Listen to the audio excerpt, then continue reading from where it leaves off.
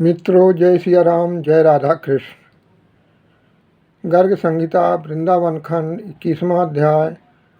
गोपांगनाओं का वन विहार, रास क्रीड़ा, गोपियों को छोड़कर कृष्ण का जाना तथा एकांत विहार, माननी राधा को छोड़कर उनका अंतर्धान होना। नारद जी कहते हैं कि नरेश्वर, इस प्रकार रमणी कुंद वन में विचरण करते हुए, घने वन में विचरण करते हुए ब्रज ब्रजूटियों के साथ श्री कृष्णचंद काम बन गए।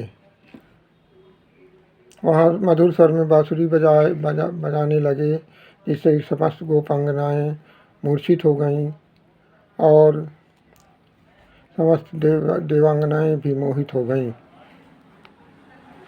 तदनंतर इससे उनके चरण भी पहाड़ी पर चिन्हित हो गए। तदनंतर राधा वल्लभ कृष्ण नंदीश्वर तथा बृहत्सान गिरियों के तट पर प्रांत में रास विलास किया। सुरेश्वर वहाँ पर सौभाग्य पर बड़ा अभिमान हो गया, गोपियों को सौभाग्य पर बड़ा अभिमान हो गया, जिससे प्रभु राधा के साथ अंतर्धान हो गए।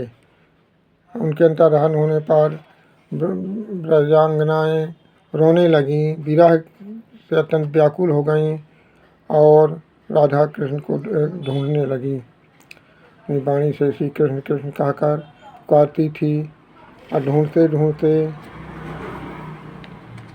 उनके चरण चिन्ह को देखते हुए, राधा कृष्ण के चरण चिन्ह को देखते हुए आगे जा रही थी। प्रहलाद ने कहा, प्रभु राधा वल्लभ श्याम सुंदर अन्य गोपियों को छोड़कर राधा जी के साथ कहाँ चले गए?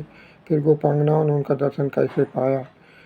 तब नारद जी कहते हैं कि राजन भगवान श्री कृष्ण राधिका के साथ साकेत वट के नीचे चले गए और वहाँ प्रियतमा श्री राधा के आसपासों को बेणी के से पुष्प रचना की तथा श्री कृष्ण के नीले केशों में श्री राधिका ने वक्रता स्थापित की। इस प्रकार परस्पर श्रृंगार करके श्री कृष्ण प्रिया के साथ भद्रवन, खादिरवन, बिल्वन और कोकिला वन में गए।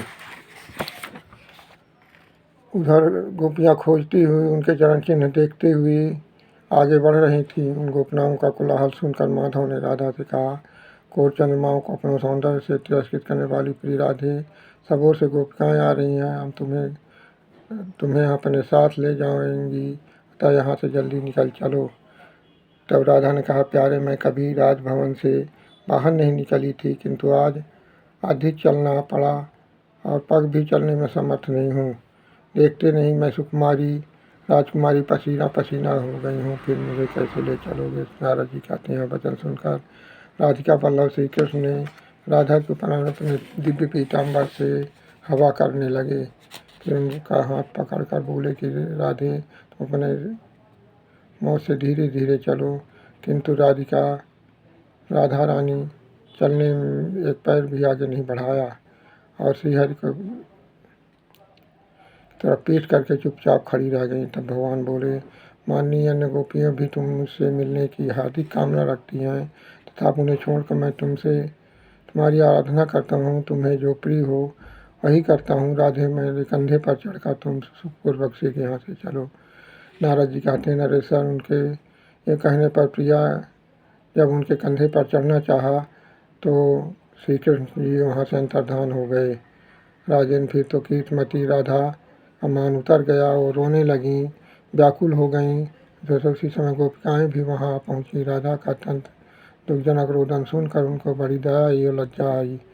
कोई अपनी स्वामिनी को पुष्प, मकरंदों इत्यादि से नहलाने लगी, कुछ चंदन, अगर, कस्तूरी और केसर के मिश्रित जल से छींटे देने लगी, कुछ व्यंजन और चवर डुलाकर अंगों में हवा करने लगी। श्री राधा मुख से मानी श्री कृष्ण द्वारा दिए गए सम्मान की बात सुनकर मानवती गोपनाओं को बड़ा विस्मय हुआ। श्री शिव शरणम, श्री हरि शरणम से अगले भाग में। धन्यवाद।